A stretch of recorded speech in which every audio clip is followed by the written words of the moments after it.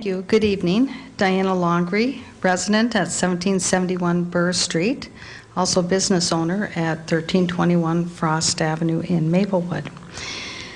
I certainly appreciate the concern over letting private data in the proposals for the RFP, keeping that private data private. Question I have is, was that information also redacted for the working group?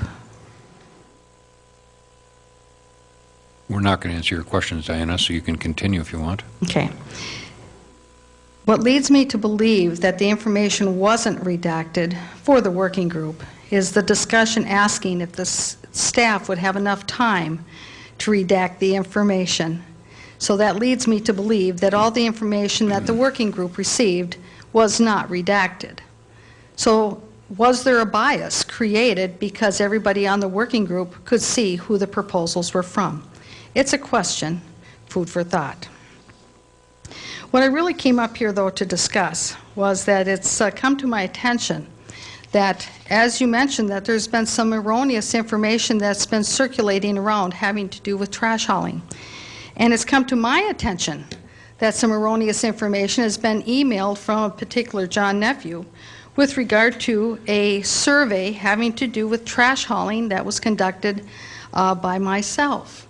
And in that email, it alleges that, of course, the only people who were contacted with regard to that were just people who were close to me or people that were my supporters. But first of all, I do want to mention that all of you should recall, first of all, that the survey was published in the August 2009 survey, Maplewood Monthly. It was in here. Mr. Antonin also approved that this letter go out to everybody who answered that survey, okay?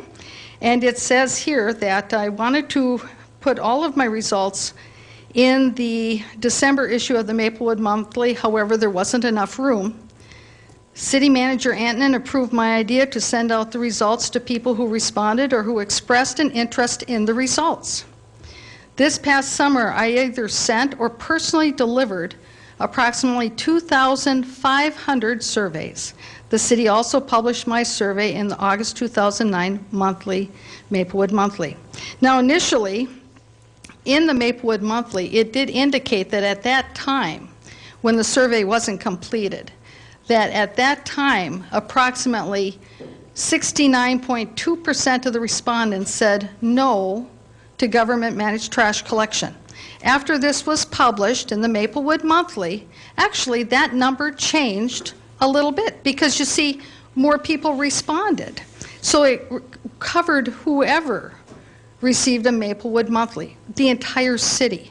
Okay, not just select people, as Mr. John Nephew has indicated to people in his emails.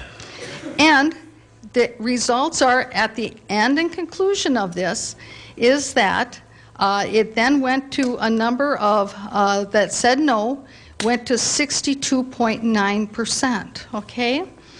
And I think that this is important because, you see, this actually was a very extensive survey, and the ones that I sent out, which were approximately 2,300, how did I get that information, those addresses?